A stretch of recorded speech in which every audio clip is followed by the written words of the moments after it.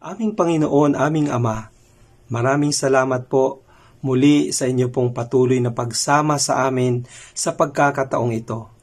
Tanggapin niyo po ang lahat ng aming mga pasasalamat at pagsamba. Patuloy po namin, Panginoon, na itatanghal ang kabutihan ninyo sa aming kalagitnaan. Mga kapatid, tayo po ay makipagniig sa ating Panginoon sa personal na panalangin.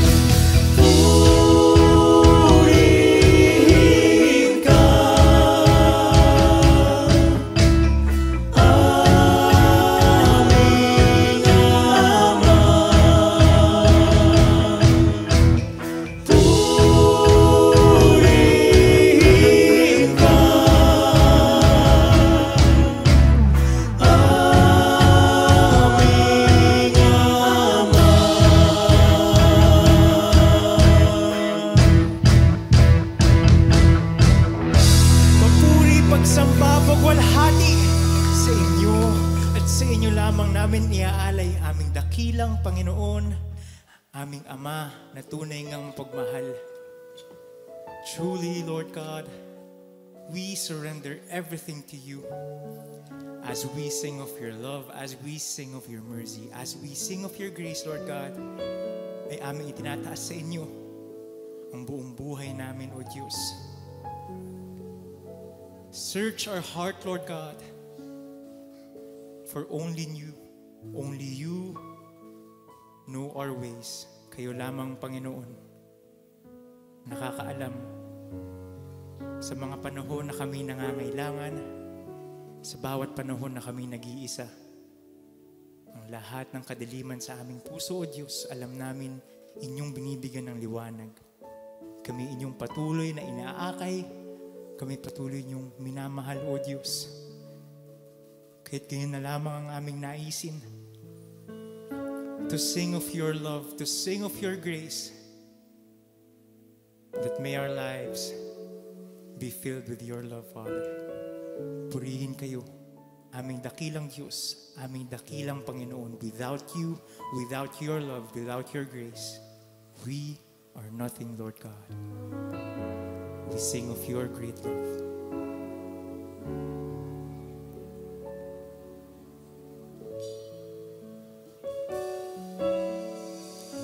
Habang hindi karapat-dapat pagukulan ng abag at wagas niyong pagsinta,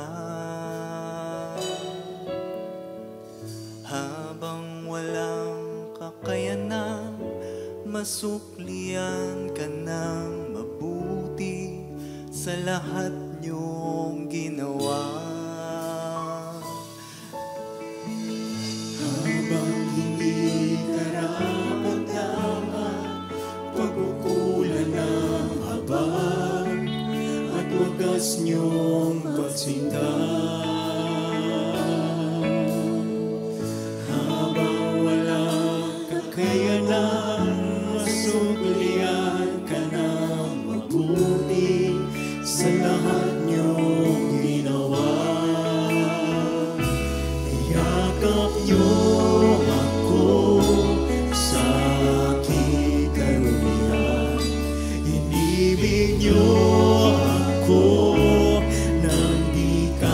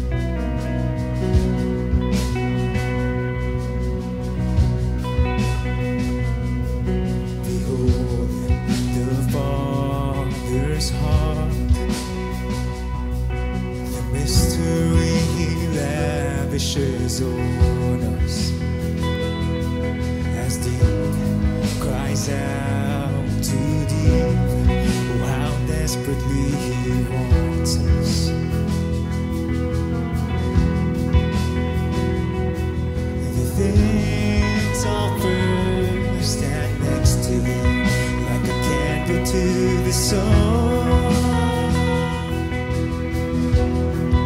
unfailing Father, that compares to His great love. Behold His holy Son, the Lion and the Lamb given to us. The Word became a man, that my soul should know its Savior.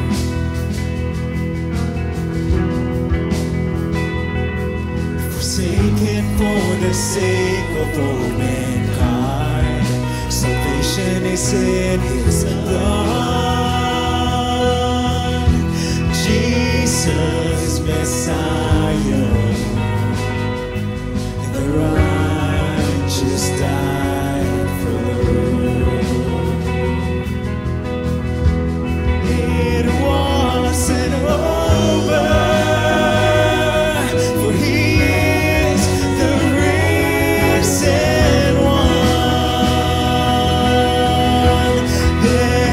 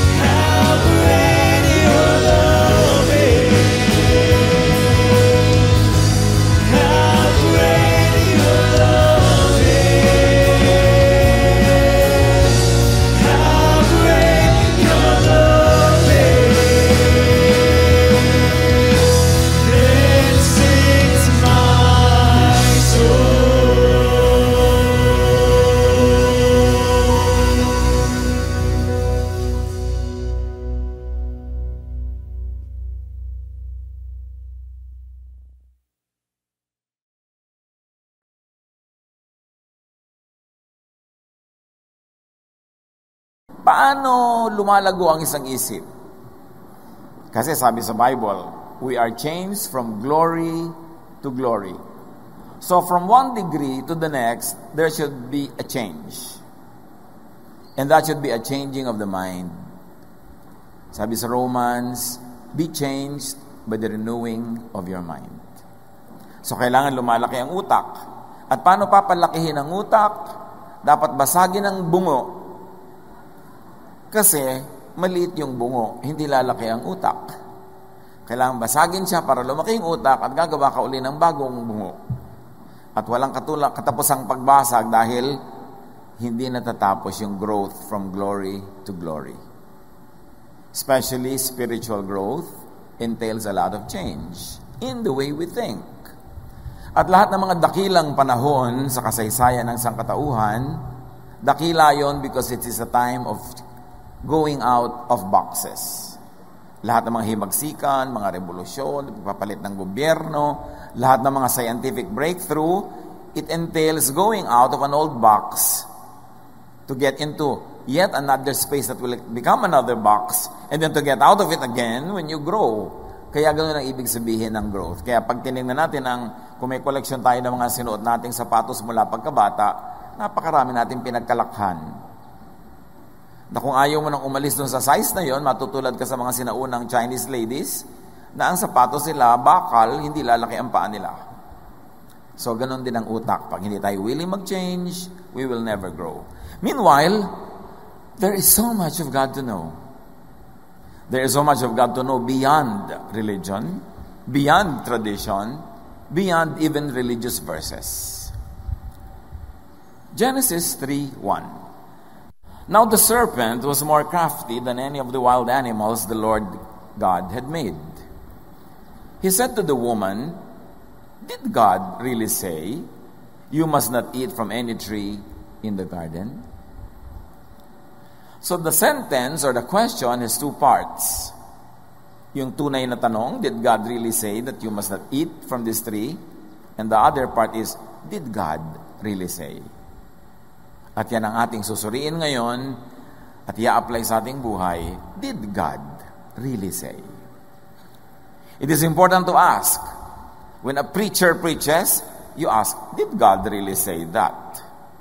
Baka guni-guni. Baka nagkariringgan, o baka mali. When a teacher teaches, when verses speak, you always say, did God really say? Father, give us your wisdom. We seek your teaching. We want to hear your voice. Be our preacher, be our speaker. Lead us unto greater knowledge of you. In Jesus' mighty name. Now, God said some things about some prophets. What God said about some prophets and what those prophets said are very, very interesting. Deuteronomy 18:20. There is a prophet who presumes to speak in my name anything I have not commanded him to say. So sa simula pa lang sinasabi ng Diyos, hindi ko mo propeta, hindi ko mo nandiyan sa loob ng mga dalanginan ninyo, celebrated, kilala, talagang sinasabi ko ang sinasabi niya, merong invento lang nila. Deuteronomy 18:22, if what a prophet proclaims in the name of the Lord does not take place or come true, that is a message the Lord has not spoken. The prophet has spoken presumptuously, do not be afraid of him. Dahil wala siyang authority at hindi siya kinakasihan ng Diyos. So words not of God could come from self-appointed prophets. Hindi galing sa Diyos, self-appointed lang yung prophet, ni hindi nga siya tinawag na maging prophet. Or words not from God could come from only by imaginative and manipulative writers, editors, redactors, translators, publishers. Kaya pag nagbasa kayo ng iba't ibang version ng Bible ngayon, iba't ibang publishing houses, iba-ibang religious group ang nag-sponsor, may mga variances ng shades of meaning. Kaya may mga version na very conservative when it comes to, let's say, women and sex. Meron namang very conservative when it comes to priestly powers, kasi may kanya-kanya rin mga agenda ang mga versions. Kaya maganda, binabasa mo lahat kung kaya mo sana. At least 3. Hindi loyalista ka sa isa lang. Kasi may mga agenda yan. Deuteronomy 6:1, the Lord told me to give you these laws and teachings so you can obey them in the land He is giving you. This is Moses. Moses assigns to himself the authority to speak for God. Of course, he says God said it, but no one verified it. And everybody took it at face value for generations. Meanwhile, meron naman mga nagtuturo, tulad ni Paul, may disclaimers. Marami siya niyan. Halimbawa, 1 Corinthians 7:12, sabi niya, I say this, I, not the Lord. May ibibigay si Pablong teaching, pero sabi niya, ako lang may sabi nito, hindi ang Diyos. So, ibig sabihin, hindi lahat ng sinasabi niya, ipinapasabi ng Diyos. Pero at least, sinasabi niya. 1 Corinthians 7:25, I don't know anything the Lord said about people who have never been married, but I will tell you what I think. Again, sabi ni Pablo, wala naman ako alam na teaching ng Diyos tungkol sa mga virgins, sa mga unmarried, sa mga single. Pero, sasabihin ko na lang sa inyo ang opinion ko tungkol dyan. Again, nilagyan niya ng label. 2 Corinthians 11:17, in this self-confident boasting, I am not talking as the Lord would, but as a fool. Again, Paul speaking. So, dito sa aking mga ipinagyayabang na ito, hindi ako nagsasalita tulad ng kung paano magsasalita ang Diyos. Nagsasalita lang ako bilang isang hangal na nagyayabang. Sabi niya. Kaya lang, hindi naman lahat ng inutos ni Paul at tinuro, nilagyan niya ng label na ako lang may sabi nito, hindi ang Diyos. So, tulad sa sinabi niya, gusto ko ang lahat ng babae, mahaba buhok. Hindi niya sabing, fashion statement ko lang yan. Wala siya sinabing ganon. So, manghuhula ka.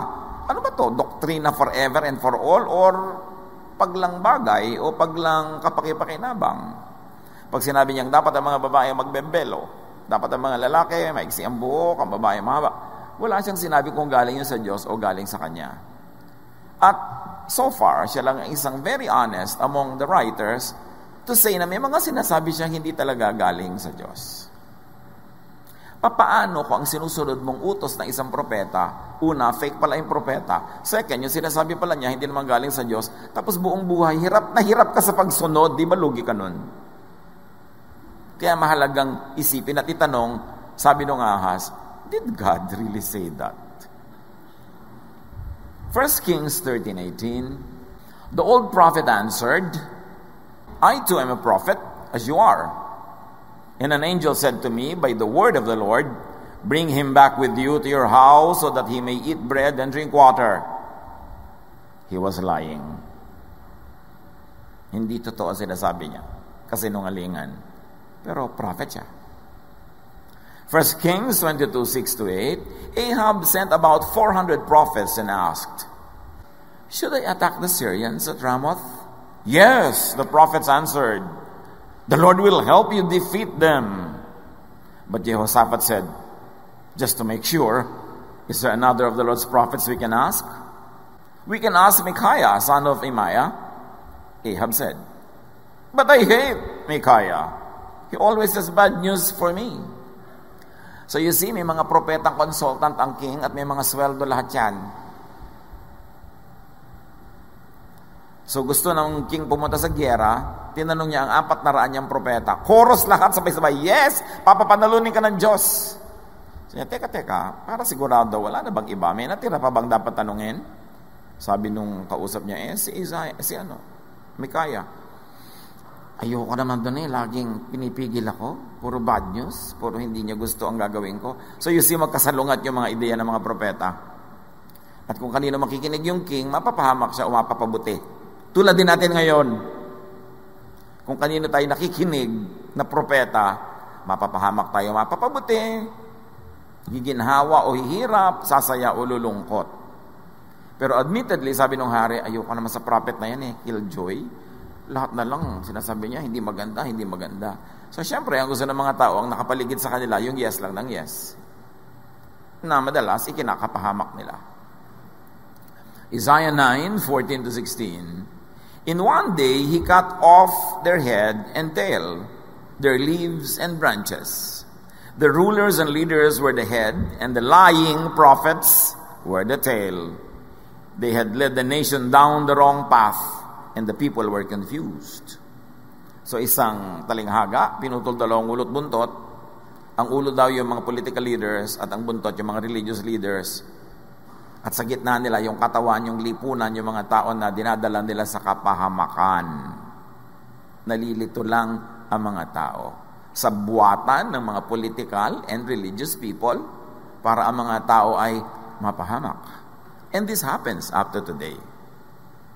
Jeremiah 8:8, God speaks, you say, we are wise because we have the teachings and laws of the Lord. But I say that your teachers have turned my words into lies. So pinagmamalaki daw ng mga tao, may mga propeta sila, may mga guru sila, so matatalino sila. Sabi ng Diyos, binaluktot ng mga teacher nyo ang salita ko. They are not teaching you my teachings. They are giving you their teachings. Kaya napapahamak ang bayan. Jeremiah 23:11, both prophet and priest are godless. Even in my temple, I find their wickedness, declares the Lord. So the Lord saying the prophet and the priests are godless. And they are governing the land. They are making everyone obey. Jeremiah 23:30 to 32.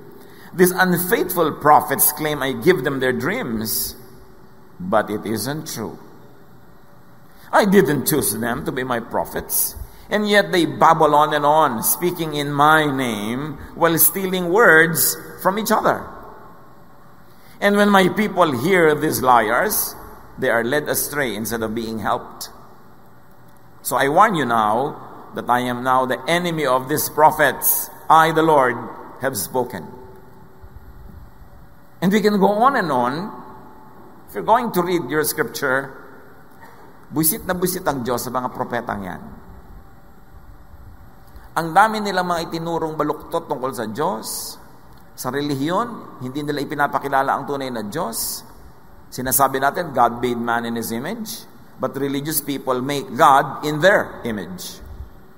So ang mga conservative at stricto mga priest, ang pinapalabas nila ang God ay conservative at stricto.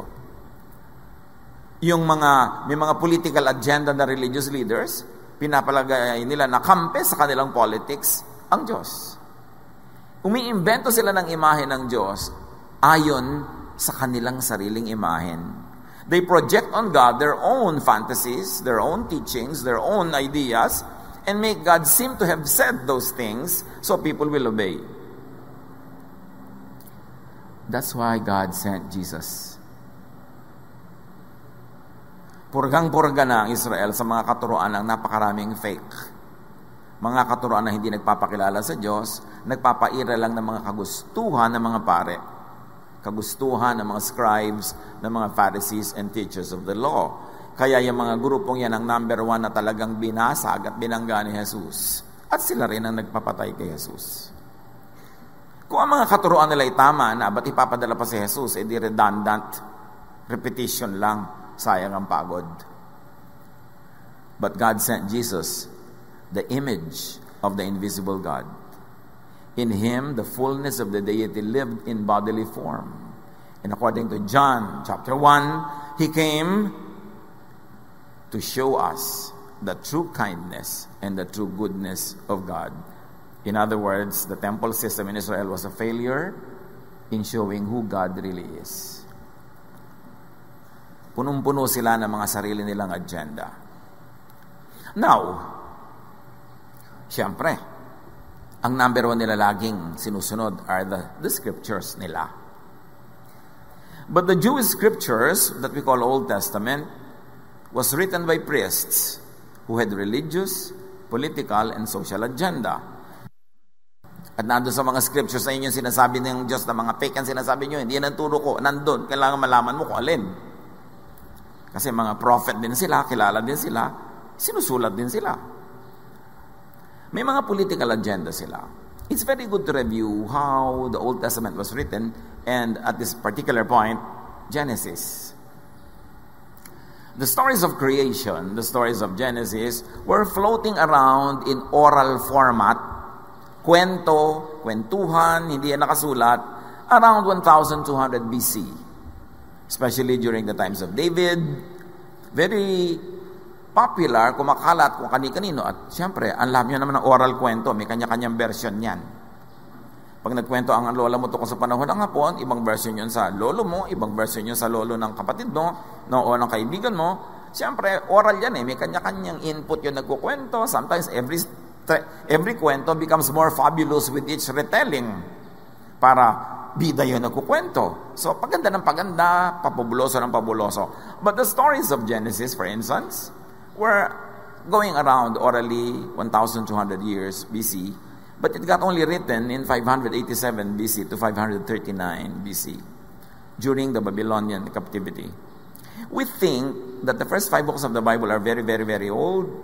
They were written only 500 years before Christ. So which means about now is probably 2,500 years old. Talking about the creation of the world, which is eons and eons and eons away. And from the circulation of the story, 1,200 years, it took nearly 500 to 600 years before it got written down. And the priests wrote them in Babylon. What was so special in Babylon? The Jews, the people of Judah, were taken by Nebuchadnezzar to Babylonia, together with all the other elite of other nations conquered by Babylon. So Babylonia was a very big, cosmopolitan, modern city. Peopled by the international community, by the elite, by the educated classes of various nations. It was a most advanced emporium of thoughts and of goods. For the first time, the Israelites who thought that their temple was the biggest and the most beautiful on earth, who thought that their culture was the most sophisticated, suddenly they came face to face with advanced civilizations from all over the world, and they felt small. And they were afraid that they might lose their identity because it was a very international community. So their priests began to write the Jewish scriptures for religious dominance and control. Para huwag makihalo yung mga tao sa ibang lahi, kailangang i-keep nila identity nila because they're aspiring to go back to their homeland. So the priests began to write. Tsaka iniisip nila baka yung mga storytellers, mga chanters, mga matay, hindi na ma-pass on yung kwento sa iba, sinulat. But sa pagsulat na yon, doon nabuo yung mga first 5 books, very especially. Doon yung mga lumabas yung mga Sabbath, hindi ka pwede maglakad ng malayo, hindi ka pwedeng gumawa, hindi ka pwedeng magluto, hindi ka pwedeng maghugas ng plato, hindi ka pwedeng mag-ganon, na ang tunay namang layunin ay para huwag makipag-socialize sa mga Jews sa ibang lahi. Paano makikipag-socialize? Hindi ka pwedeng maglakad na malayo. Yung Sabbath ang weekend. Paano ka ngayon tatanggap ng mga bisita sa bahay mo? Hindi ka pwedeng kumilos, maghain. At hindi ka rin pwedeng pumunta sa bahay nila. And then kasama dyan na develop yung dietary laws. Bawal ito, bawal yun, bawal yan.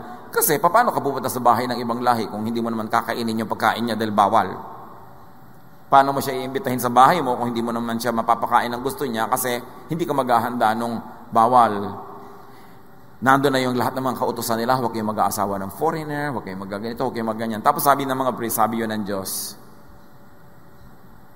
Ang totoo, the priests were trying to preserve their cultural identity, which culturally speaking was not a bad project. Kaya lang sabi nila, sabi ng Diyos. Kaya ano unang ginawa ni Jesus sa public ministry niya?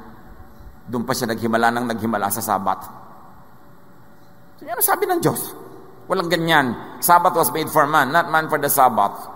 Pwede kayong gumawa kung ikakabutin nyo, kung ikakagusto nyo, ikakaligayan nyo.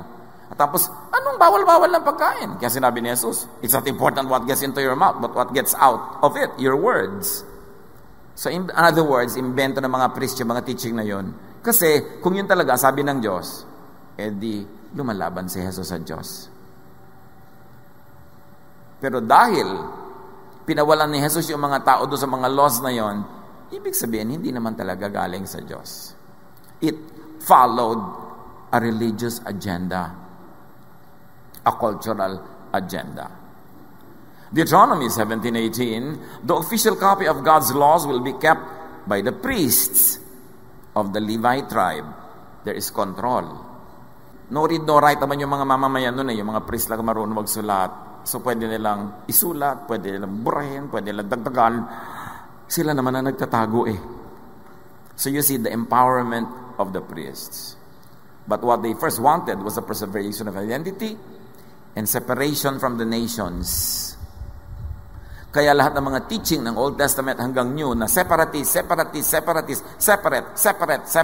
galing yan sa Babylon because the priests did not want the Jews to socialize with other people because they were so afraid and insecure na mabubura ang culture nila. Hanggang sa New Testament times, at hanggang ngayon may mga separatist. Galing yan sa Babylon.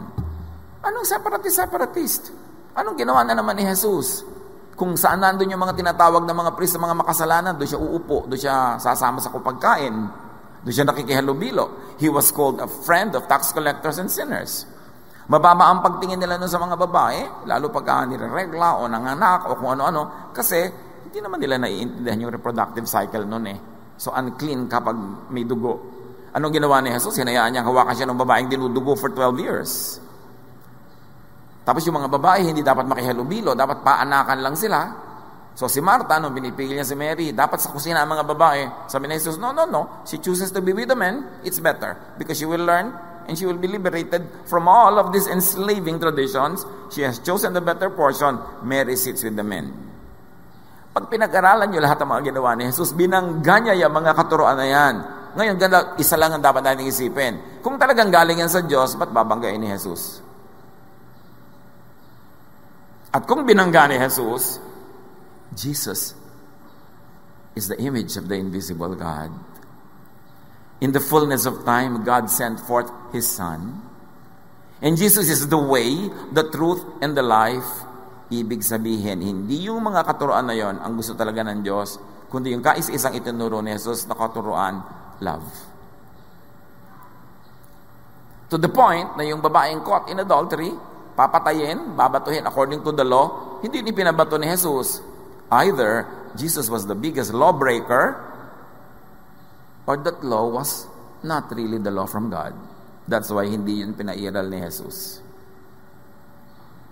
Kaya tayo nagdidiin ng Jesusness kasi ang daming nagtutunggaling mga katuroan sa loob mismo ng scriptures. Dapat yung katuroan ni Jesus ang mangibabaw, dapat yun ang manaig, dapat yun ang umiral, because Jesus is the Son of God.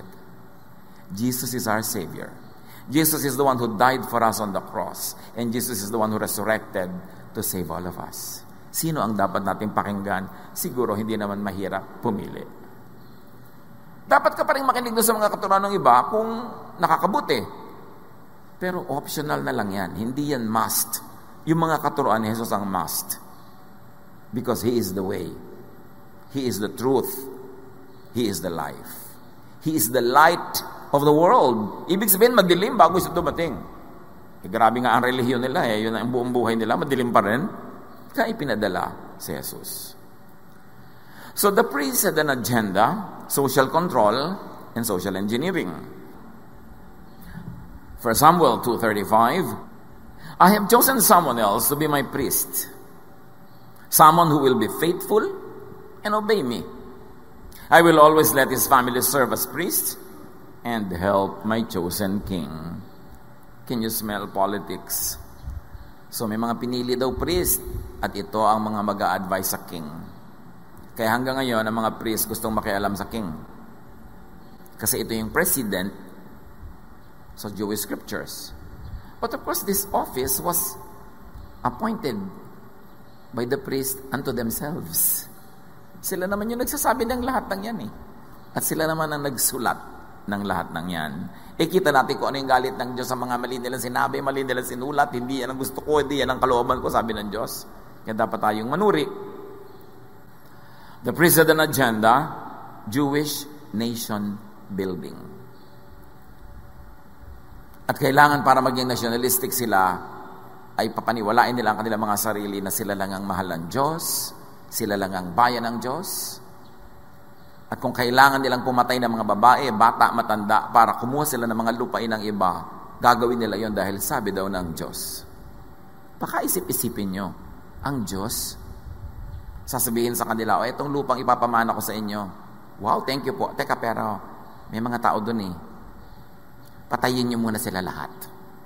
Mga babae, mga bata, mga matanda. Kasi yan ang pinapamana ko sa inyo. Pag nag-isip ka ngayon, isip mo, anong Diyos yun? Ba't gano'n ang, di ba? Bakit ipapapatay niya? Ba't hindi nilang ipinadala ang lahat ng ito sa Romblon? Ang luwag-luwag. Ang dami pang real estate sa buong mundong walang tao. Ba't kailangan ubusin yung mga tao doon? But first, there was a military reason. Because if you're going to study history, when the Jews were leaving Egypt, the Assyrian Empire had just collapsed. And the city-states which were client of the Assyrian Empire were now on their own, independent. And the weakest of them was Palestine. Jericho and those areas. Militarily, mas madali silang makuha. So, sabi ng mga priest, yan ang bigay sa atin ng Diyos. Kaya lang, ubusin natin sila. Kaya hanggang ngayon, nag-uubusan pa. Dahil doon. So there was Jewish nation building in their agenda. Ezra 10:10-11. Ezra the priest stood up and said, "You have broken God's law by marrying foreign women, and you have made the whole nation guilty." Ayaw na ayaw nila na nagpapakasal ng foreign women ang mga Jews. It's really a matter of inheritance. Because the whole issue, even of the Old Testament, is more than half of it is about real estate. Napaka-insecure nila about land, about area. Kasi nga, inuubos nila yung mga tao para nila tirhan yun. Hindi naman naubos. May mga natitira pa. Kaya tuloy ang labanan. Laging, this is the well that our grandfather Jacob dug. This is the cave that our grandfather Abraham bought. Blah, blah, blah. Laging tungkol sa real estate. Ngayon, ayaw nila ang mga lalaki nagpapakasal sa foreigners kasi paano na lang yung mana? Hindi na magiging homogeneous yung pagmamana ng mga real estate. Kaya bawal mag-asawa ng foreign women. Tayo lang dapat. Atin lang ito. Atin lang ang Diyos. Kaya biniligtad lahat yan ni Jesus. Anong sabi niya? Go, preach the good news in Jerusalem. Okay, Jews pa rin ang nandun. In Judea. Okay, Jews pa rin. In Samaria. Ay, teka, mga halo-halo nang nandyan. And to the ends of the earth. Binasag ni Jesus yung exclusiveness ng claim nila. Kasi sinabi ni Jesus, ako, ang Ama ay para sa lahat, hindi lang sa inyo. So, preach in Jerusalem, Judea, Samaria, and to the ends of the earth. Ayaw yun ng mga priest kasi gusto nila, sila lang. There was racism. At hanggang ngayon, yung racism, mga religious wars, lipulin sila kasi sabi ng Diyos, lipulin sila kasi kalaban natin sila sa relihiyon, lipulin sila kahit kasi sila ay foreigners. Hanggang ngayon, ang dami pang effect sa atin. Bunga ng mga katuroan na ito. Now you must confess your sins to the Lord God of our ancestors and obey Him. You see, a few men marry foreign women, pero sabi ni Ezra, you have made the whole nation guilty. Nagkasala yung konti, lahat guilty na talaga. Kaya ngayon, marami ring mga Christians, pag umulan, pag lumindol, pag bumagyo, may repentance party sa Luneta. Kasi nagkasala ang mga kababayan natin, idolatros sila, kasi ganun sila. So magre-repent tayo para sa buong nation. Ilang libong repentance gathering na ang attendan nyo at nakita natin. Pero bagyo pa rin ang bagyo. Natural, dahil bumabagyo talaga. Nagkaka-drought talaga, nagkakabaha, kasi yun ang nature's law. Pero laging mag-repent tayo, mag-repent. Kasi ito yung may repentance gathering, may repentance party, may prayer for the nation, may mga religious leaders na umaakyat sa entablado, sila yung sumisikat, sila yung nakikinabang sa malalaking event because that empowers them. Pag pinag-aralan natin yung mga ganyan, dapat natin sinusuri. Kasi ano ba naging effect na talaga ng kadadasal lang? Kaya maraming tao lagi sa Luneta, sa Quezon Memorial Circle. Ganun pa rin, babagyo pa rin, lilindol pa rin. Kasi yun ang likha ng nature, na nilikha ng Diyos. Huwag ka na lang tumira sa mga gilid ng ilog para di ka anurin. Yung mag-ingat ka, magtanim tayo ng mga puno para hindi maubos ang tubig sa Angat Dam, para hindi tayo nagda-drought. Hindi nadadaan yan sa kadadasal sa Luneta. Although hindi masama magdasal. Pero kung nagdasal ka lang, wala kang ginawang reforestation, tree planting, to respect nature, magic ang hinihingi mo nun. Sabi sa verse 11, divorce your foreign wives and don't have anything to do with the rest of the foreigners who live around here. So ano mangyayari? May mga anak na sila, di bali na mawala sila ng mga magulang kasi lang ayaw ng mga priest that they marry foreigners. Kaya yung mga masyadong mahilig dito sa mga Jewish scriptures, hanggang ngayon, they separate families on account of race. Ganyan ang mga issues sa mga immigration. Ganyan ang mga issues sa mga pagtataboy sa mga refugee. Buhay na buhay pa ang bunga ng lahat ng ito. Lalo sa mga napakasidhi sa pagsunod sa verses. Exodus 34, 27 to 28. Then the Lord said to Moses, write down these words, for in accordance with these words I have made a covenant with you and with Israel. Moses was there with the Lord 40 days and 40 nights without eating bread or drinking water. And he wrote on the tablets the words of the covenant, the 10 commandments. So again, that commandment will rule their lives. It will rule their lives. Deuteronomy 4 to 8. No other nation, no matter how great, has laws so just as those that I have taught you today. Sabi ni Moses, walang bayan, gaano man kadakila, ang may batas na hihigit sa ating mga batas. Tapos sabi ni Jesus sa John 5:45, lost ba kamo? Don't think that I will be the one to accuse you to the Father. You have put your hope in Moses, yet he is the very one who will accuse you. Words of Jesus. Sabi niya, huwag niyong isipin ako mang-uusig sa inyo sa harap ng Ama. Hindi ko kayo usigin, tinatanggap ko nga kayo, minamahal ko kayo. Kung may uusig sa inyo, walang iba kundi si Moses. Kung may magpapasama sa inyo, yung mga law, kasi wala naman kayong papasahan sa law na yan Iko-condemn kayo ng lahat ng law niya kasi hindi nyo kayang sundin yan. So kung merong magko-condemn sa inyo, don't think it will be me, sabi ni Jesus, it will be your very Moses. Si Jesus, kaya nila pinatay. Pinapalaya niya yung mga tao sa mga laws, sa mga teachings ng priests and the leaders of ancient Israel. Malalim ang usapin. Hindi pwede mga pakyut-pakyut lang sa mga Sunday school at mga Bible study kung gustong lumago ang pagkaintindi kay Jesus at sa Diyos. At kung gusto nating maintindihan kung bakit sa kabila ng walang katapusang Bible study, aral, worship, marami pa rin sa mga Kristiyano, mga buwisit ang ugali. Mga chismosa, mga utangera, mga hindi nagbabayad, mga mahilig manira. Yung kahit serve ka ng serve, pag nagkamali ka, lalapain ka nila. Yung, bakit ganun tayo? Kasi nga, dadalawang loob tayo kung Jesus o Moses yan Sino ba talaga ang nag-ahari sa ating isip? Mambabato ba tayo tulad ng gusto nila according to the law? O sabi ni Jesus, kung walang kasalanan, di yun ang bumato. O di walang nambato. Dapat malinaw na malinaw sa atin yan. Moses or Jesus? Hindi masama si Moses. Moses served his purpose for Israel at a certain time. Pero yun bang mga laws niya at mga sinasabi niya para sa lahat ng tao, sa lahat ng oras, talagang hindi ka pwedeng kumain ng alamang, hindi ka pwedeng kumain ng hito dahil sabi ng Leviticus. Ang dami nila mga laws na pangkanila noon dahil kailangan nila. Pero 1,000 taon na ang lumipas. Panahon pa lang ni Jesus, sinasabi na niya, si Moses ang magpapabagsak sa inyo. Kasi ang mga standard niya, hindi nyo kayang sundin. Kaya ako dumating para iligtas kayo dyan. Akala ng iba, inililigtas lang ni Jesus ang mga tao sa impyerno. Inililigtas niya una na ang mga tao sa law. Because the law condemns and the condemnation is hell. Dapat malinaw.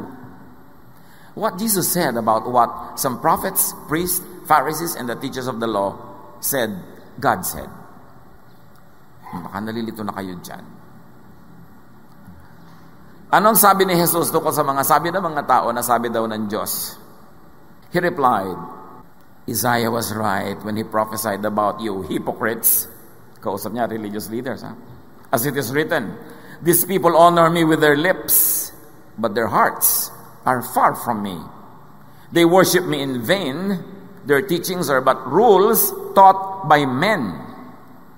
You have let go of the commands of God and are holding on to the traditions of men. Sabi ni Jesus, tama si Isaiah, noon pa, bistado na niya kayo. Tama ang sinabi niya tungkol sa inyo. Diyos kayo sa bibig lang, pero sa puso hindi. Ang pagsamba niyo, wala katuturan. Kasi ang mga itinuturo niyo, invento niyo lang. Hindi galing sa Diyos. Ang umiiral sa inyong buhay, hindi ang kalooban ng Diyos, kundi ang mga tradisyon ng mga conservative priests. Itinatali kayo, kaya hindi kayo makawala. Kaya ang pangako ni Jesus, bibigyan ko kayo ng kapahingahan. Kapahingahan mula sa relihiyon na sobrang pagpapahirap sa inyo. Acts 17:11, si Pablo nagtuturo. Now the Berean Jews were of more noble character than those in Thessalonica, for they received the message with great eagerness and examined the scriptures every day to see if what Paul said was true. So si Paul, sinusuri nila. Hindi sila lulon ng lulon. Although syempre, ang panuri nila yung scripture, they had nothing else in their hands. And the words of Jesus at that time were not yet written. So sinusuri nila, totoo ba pinagsasasabi ng taong ito? The idea here is that dapat nanunuri ka sa sinasabi ng kahit sino. Do this with Paul and everyone and everything else. Manuri. Kung sinala nila si Paul noon sa pamamagitan ng Jewish scriptures or the Old Testament, because that's all they had at that time, we are better off because we have Jesus' words. So ngayon, ang lahat, sasalain na natin through Jesus. Sa katuroan ni Jesus, examples ni Jesus, sa mga ipinamuhay ni Jesus. Siya na ang panukat. Siya na ang salaan. Genesis 3:1, now the serpent was more crafty than any of the wild animals the Lord God had made. He said to the woman, did God really say, you must not eat from any tree in the garden? At yan ang dapat natin laging tanong, did God really say this? O dapat sa worship, ang mga babae nakaupo sa kanan, ang lalaki nakaupo sa kaliwa. Did God really say that? Dapat sa Lord's Supper, ang kakainin natin na yung tinapay na walang lebedura, na dumidikit sa ngalangala. Did God really say that? Bawal ang drum, evil. Bawal ang gong, evil. Dapat organ lang ang music sa church. Did God really say that? Ang dami nating dapat itanong kasi naaalipin tayo ng napakarami mga do's and don'ts na baka sasabihin ni Jesus, hindi turo yan ang Ama ha. Napapagod kayo ng walang points kasi hindi naman Diyos ang nagpapagawa sa inyo yan. So did God really say this? Or the priest writers, the editors said, God said it to institute basis for the domination and subjugation of others, especially women. Mahabang usapin ang subjugation of women. Ang minagmumulan yan, Genesis. Genesis was written, as we have said, only 587 years before Jesus. It's a very young literature that attempts to explain things beyond timeless history. That is why Jesus' main mission is to set free and to give rest from religious oppression, very clearly set women free and all the other minorities, all the other rejects of society from domination of men and tradition and religion. Matthew 11:28-29, the cornerstone mission of Jesus. Come to me, all of you who are weary and burdened, and I'll give you rest. Take my yoke upon you and learn from me, not from them. For I am gentle and humble in heart, and you will find rest for your souls. Yan ang gusto ni Jesus. For us, rest. Rest from religious fatigue. Rest from stoning and being stoned. Rest from judging others and being judged by others. Rest from suppressing ourselves, from stopping us to fulfill our dreams. Rest from having to stop ourselves from eating what we like to eat. Sabi niya, come to me, I'll give you rest. So, paano yung did God say? Paano matetest if God really said it? May Jesus na nga, di ba? So ang tanong na natin ngayon is, did God say that? Did Jesus say that? Ano ba sabi ni Jesus tungkol dyan? Kaya pag may nagsasabi sa'yo, huy, Friday night na, hindi ka pwede lumabas ng bahay, Sabat na. Hanggang bukas maghapon, Sabado. Did Jesus say that? Hindi pwedeng mangligaw ang lalaking member ng choir sa babaeng member ng choir. Did Jesus say that? And yet, napakarami mga churches, bawal magligawan. Habang kabataan. Kailan magliligawan? Pag matanda na? Kailan pa? Yung ayaw mong paligawan dahil bata pa, pagka medyo matanda na, sinasamahan mo ng kaldero, kalan, o eto na, pinaparipa na dahil medyo last trip na. Wala pa rin taker kasi pinigil mo ng bata eh. Ang daming kautusan ng church sa mga ek-ek. Gusto mo sabihin, did Jesus say that?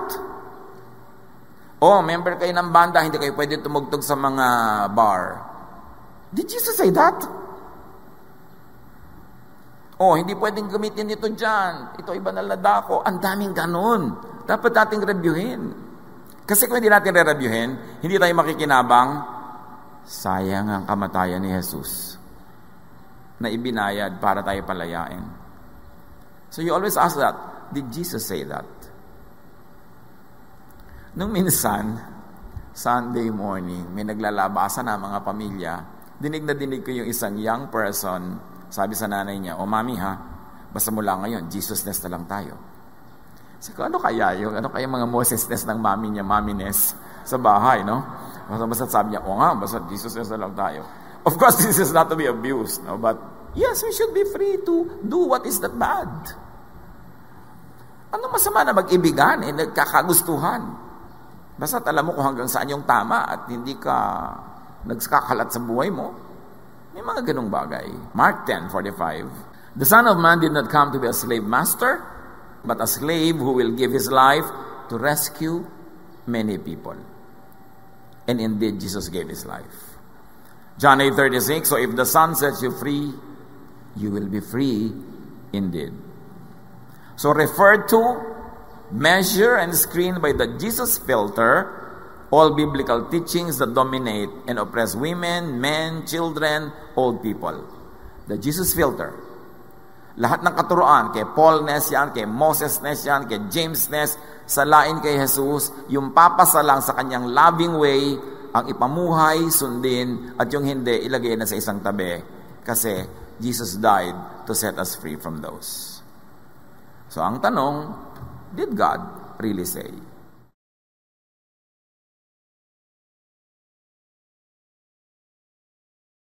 Maraming salamat, Panginoon, pagkat kami na inyong mga nilikha ay binigyan nyo ng kalayaang manuri, magtanong, kung ang aming mga naririnig o nababasa na katuruan ay nagmumula nga sa inyo o taliwas ito sa inyong mga sinabi. Salamat pagkat ang inyong mga katuruan ay may dulot na kalayaan, pahinga sa mga malulupit na batas mula sa lumang tipan. Kalakip nito ang pahinga sa maraming mga religious burdens and fatigues. Salamat po sa kalayaan mula sa heavy burdens of the law. Tunay na kayo ay Diyos na mapagpatawad at hindi nanghuhusga sa inyong mga anak. Kayo nga ang Diyos ng pag-ibig.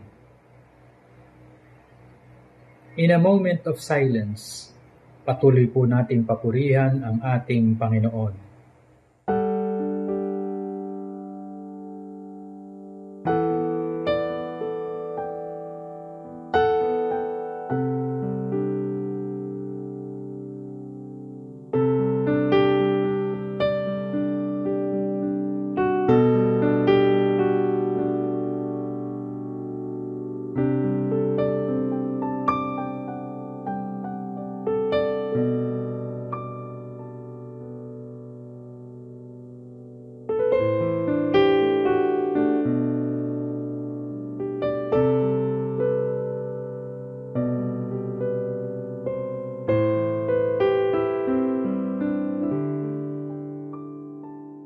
Thank you, Lord. Buong puso po naming ibinabalik ang aming mga handog sa ngalan ni Kristo Jesus.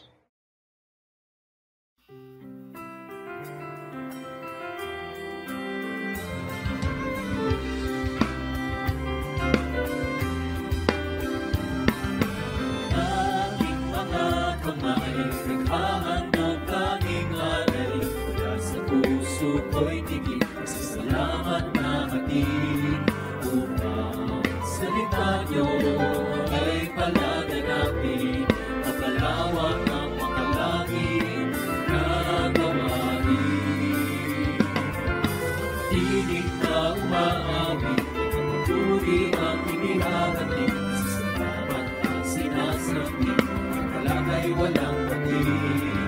Kung sayang ibinabalik, pagkabiyayang galing sa langit, tunay at mayaman, inyong pag-ibig.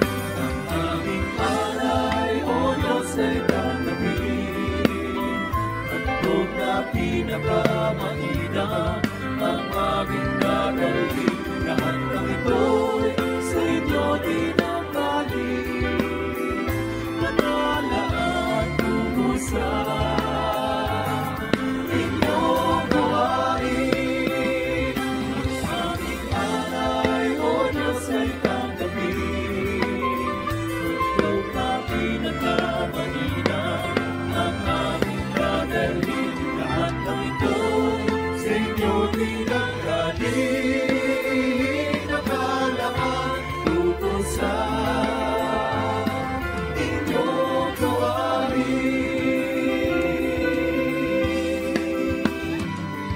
Lumalapi sa Diyos na may likha sa ating mundo. Alagot tulungan siya nawa.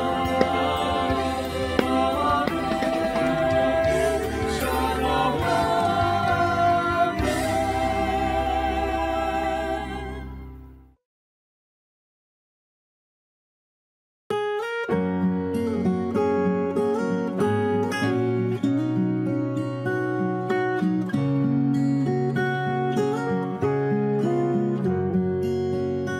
How deep the Father's love for us, how vast beyond all measure, that He should give His only Son to make a wretch His treasure. How great the pain of searing loss, the Father turns His face away, as wounds which mar the chosen one bring many sons to glory.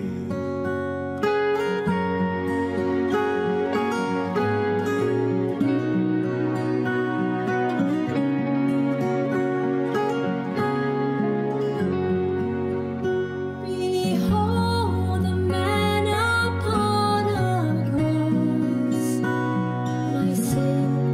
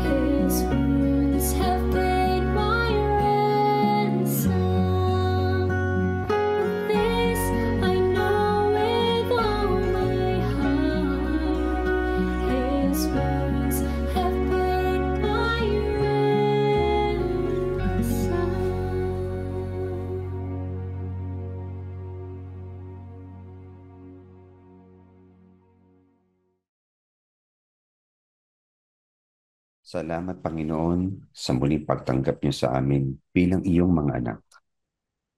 Sa aming pagtalima sa inyo, muli po kami nagagalak sa bagong pag-asa, bagong buhay dulot ng inyong karunungan at di mapantayang pagmamahal sa amin. Sa aming paghahayo, aming Ama, muli pong aming hiling ng inyong pakikinig sa aming mga personal na intensyon na sa sandaling katahimikan ay nais naming idulog sa inyo.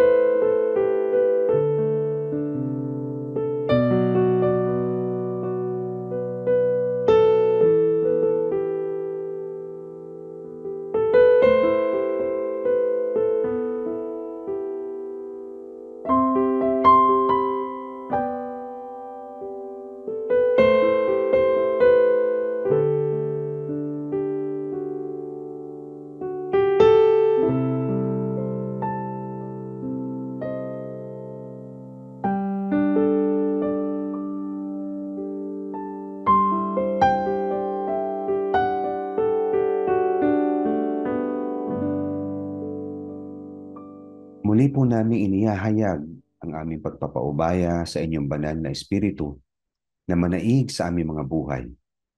At upang mapagyaman ito, kami nagsusumamo na mas mapalapit sa inyo, Panginoon.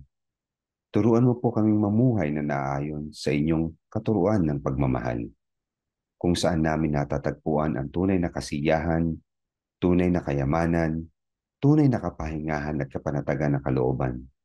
Because if we have you, Lord, then we have everything.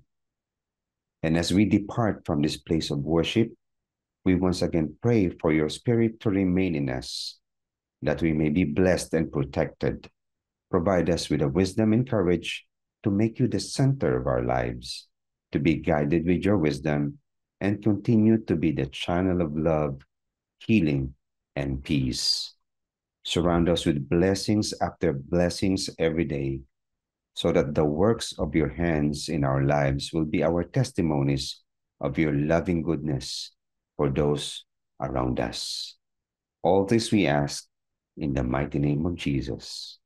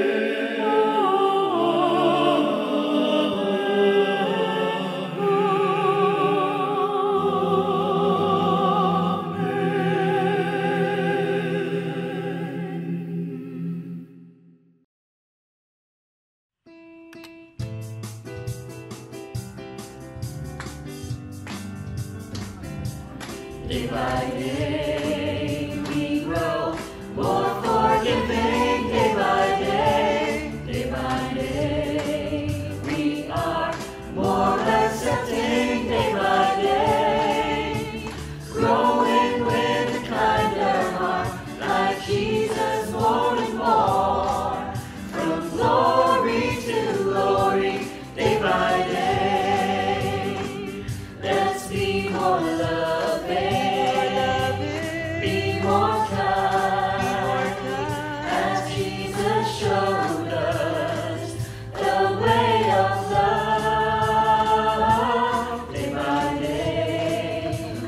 go.